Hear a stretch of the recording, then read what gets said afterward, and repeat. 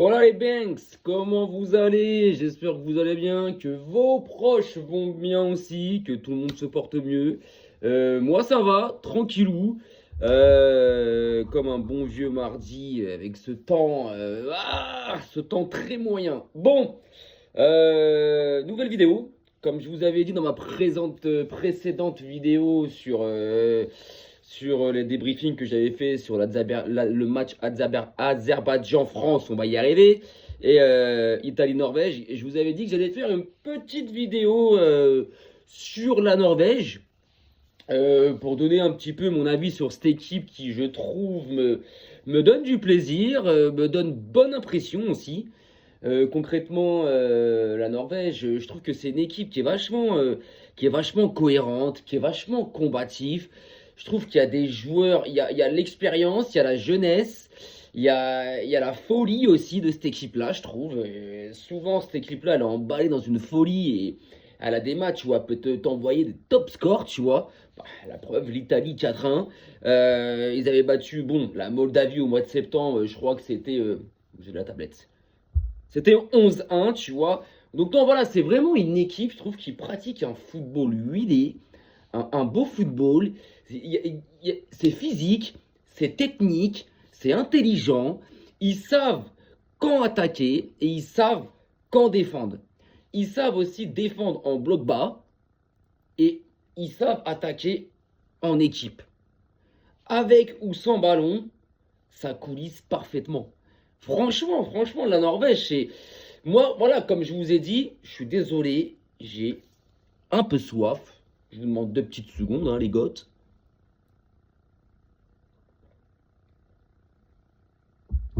C'est mieux. Genre, moi, je la mets, cette équipe-là, je la mets dans mes surprises. On pourrait même. Alors, il y a des gens qui les mettent dans. J'ai vu des gens qui mettaient la Norvège dans les outsiders. Ouais, faut peut-être pas forcer aussi, tu vois. Mais en surprise, oui. Qui dit surprise? Je parle pas de surprise de remporter la Coupe du Monde, tu vois. Je parle de surprise. Quand je dis surprise, je parle d'une équipe qui, de base, tu ne vois pas, même pas aller en quart ou en demi, ou peut-être finale, on va savoir, et qui va jusqu'à là. Et tu vois, moi, concrètement, la Norvège, quand je dis surprise, je vois bien une équipe capable d'aller jusqu'en demi-finale. Concrètement. Me dites pas non, parce qu'en 2002, Corée du Sud, Turquie, ça va en demi-finale. Vous voyez ce que je veux dire? Donc, et je cite 2002, mais il y a plusieurs Coupes du Monde que je peux citer avec des équipes qu'on n'attendait pas là, qui sont arrivées jusqu'à la fin, tu vois. Donc la Norvège, moi, je la vois bien arriver, ouais, jusqu'en demi, minimum déjà bon quart, tu vois. Moi, je les vois arriver en quart de finale. Je suis désolé, c'est une équipe qui est totalement équilibrée. C'est une équipe qui est dangereuse sur beaucoup de points de vue. Je suis désolé, mais techniquement, c'est fort. Quand ça part en contre, c'est fort. En attaque placée, c'est fort. En transition, c'est fort. C'est une équipe qui, dans les airs, dans le jeu aérien, est forte aussi. Sur corner, sur coup franc, faudra faire attention. Et devant, yeah, les gars, devant, je suis désolé, mais devant, quand tu vois ce qu'ils ont, bah déjà, les gars, on va pas citer, mais ils ont le cyborg, ils ont Robocop, ils ont Erling Haaland.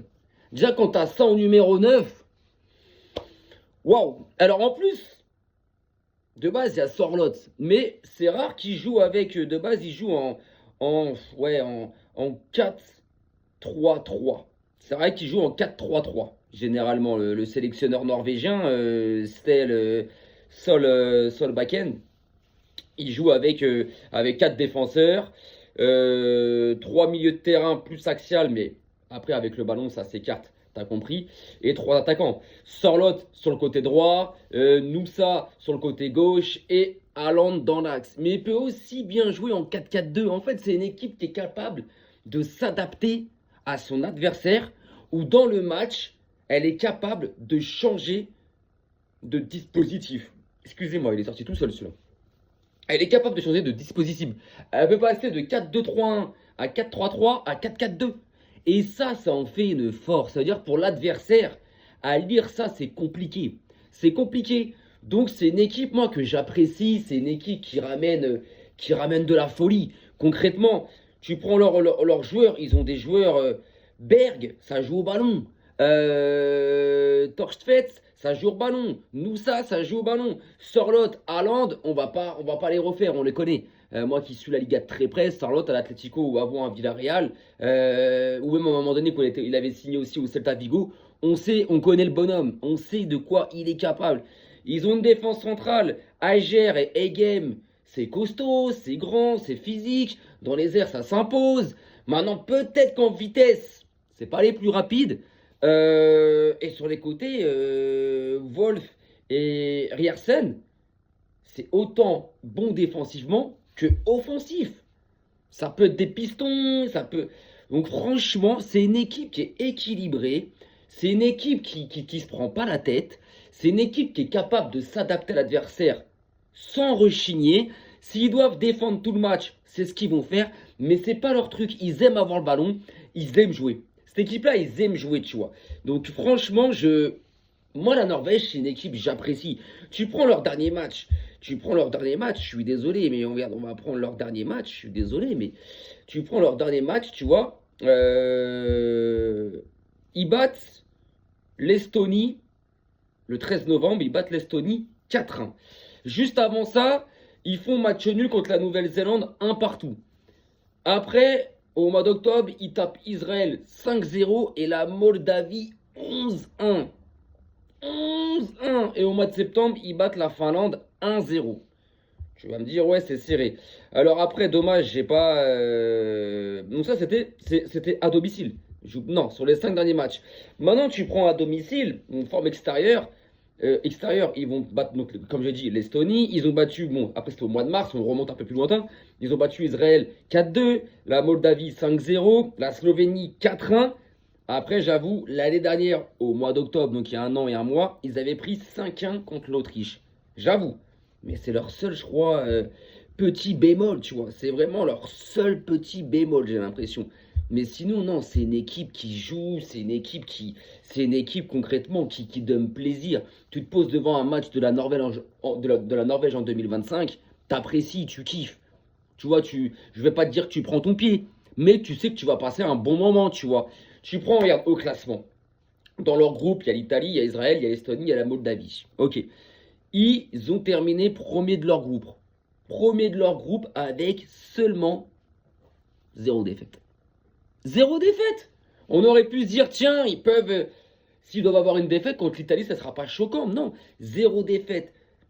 Match joué 8, victoire 8. Ils ont marqué la bagatelle de 37 buts. Il me semble que elle fait partie des 3 meilleures attaques des éliminatoires de la Coupe du Monde zone européenne. 37 buts pour que 5 encaissés, les mecs. Une différence de 32. Est-ce que vous imaginez 24 points sur 24? T'imagines?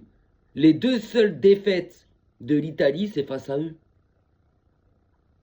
À l'heure actuelle, si l'Italie n'est pas qualifiée directement pour le mondial, c'est à cause de la Norvège, les mecs. Parce que l'Italie n'a que 2 défaites. Tu vois ce que je veux dire? Ils ont mis 37 buts. Ils en ont pris que 5. On va me dire, ouais, mais t'as vu le groupe, la Moldavie, à qui l'Estonie, Israël, c'est pas des équipes qui vont te mettre 3 buts par match. Ok, mais avant c'est les éliminatoires. Est-ce qu'on pensait que la Norvège était capable? Oui, parce que t'as Haaland, Sorloth, je suis d'accord. Mais franchement, 8 victoires sur 8 matchs, 37 buts marqués et que 5 buts encaissés. Défensivement, c'est costaud. Maintenant, oui, faudra aller voir pour moi contre une équipe quand même un peu plus forte. Il y avait l'Italie. Mais bon, pour moi, l'Italie, j'ai fait une vidéo, c'est en reconstruction, Il y a un gros problème dans le football italien. La Norvège, il faudra aller voir contre des équipes, voilà, en meilleure forme, genre type Angleterre, Pays-Bas, France, Argentine, Portugal, Espagne. Là, la Norvège, tu pourras vraiment les jauger. Mais moi, c'est une équipe, de ce que je vois depuis 1 an et demi, 2 ans, de ce qu'elle propose, c'est une équipe, je pense, qui, à la Coupe du Monde, peut nous créer une petite surprise et aller super loin. Et quand tu as Erling Haaland, comment tu ne veux pas espérer et rêver? T'es obligé. T'es obligé. Le mec, il te plante des triplés, des doublés, des quadruplés, des quintuplés, en veux-tu, en voilà. En plus, il faut dire ce qu'il est depuis le début de saison. L'année dernière, il fait pas la meilleure saison. Il était un peu en plus en méforme l'année dernière, un peu comme City. Mais cette année, Haaland, depuis le mois d'août, il fait que de planter. Que de planter. Que ça soit en club avec City ou en sélection avec la Norvège, le gars ne fait que de planter, s'il te plaît. Et quand tu as Haaland à ce niveau-là, et on sait très bien qu'en Coupe du Monde, il va vouloir se faire montrer. Parce que la Norvège, ça fait combien de temps? La dernière Coupe du Monde, la dernière participation de la Norvège à une Coupe du Monde, c'était en 1998, les mecs. Tu captes? Et la dernière participation à un euro, je crois que c'est en 2000. Alors, si je ne vais pas dire de bêtises, rattrapez-moi et dites-le moi dans les coms si je me trompe, mais je crois que c'est en 2016 et même, voire 2008, le dernier euro. Donc, tu vois ce que je veux dire? Une dernière grande compétition internationale pour la Norvège, ça remonte à très longtemps. Et donc, Haaland n'en a jamais joué. Haaland n'en a jamais joué, les gars. Là, il sait qu'il va être vu. Il sait qu'il va jouer la plus grande des compétitions de football qui existent. Surtout avec ton pays, ton équipe nationale. Le mec, il va vouloir. Déjà que tout le monde sait c'est qui. Tout le monde le connaît. Mais là, il va vouloir faire montrer. Il va vouloir se faire montrer à Haaland. Il va vouloir peut-être sûrement péter des records en Coupe du Monde. Parce que c'est un mec qui aime ça. Assassiner les records. Et assassiner les gardiens adverses et les cages. Et j'ai aucun doute à ça que Haaland va vouloir faire une grosse Coupe du Monde et qui va faire une belle Coupe du Monde. Moi, je me suis sûr qu'Haaland va faire une belle Coupe du Monde. Je ne vais pas faire de stats maintenant, je vois lui terminer meilleur buteur, meilleur passeur. Ça, je le ferai vraiment arriver au... Je pense que ça, je ferai une vidéo, mais pas tout de suite. Ça, je ferai une vidéo peut-être vraiment genre début juin. Tu vois ce que je veux dire? Parce que d'ici là, il peut y encore avoir des blessés. Tu vas dire, tiens, Haaland meilleur buteur. Ça se trouve, le mec au mois de mars ou au mois de mai, ou tu sais pas, il va se péter, il va être forfait pour la Coupe du Monde. Non, ça, j'attendrai vraiment genre l'avant-dernière semaine avant le début du mondial pour que je puisse donner des stats sur ces Coupes du Monde. Genre, je vais donner potentiellement mes 3 vainqueurs. Tiens, 3 équipes que je vois gagner la Coupe du Monde ou que je vois aller en finale. Celui que je vois terminer meilleur buteur, celui que je vois terminer meilleur passeur, la meilleure attaque. T'as compris, tu vois. Donc voilà. Donc la Norvège, non, franchement, la Norvège, moi je trouve que c'est une équipe qui. Tu prends contre l'Italie, et là je l'ai en face de moi, ils ont parcouru 118 km. L'Italie, 110.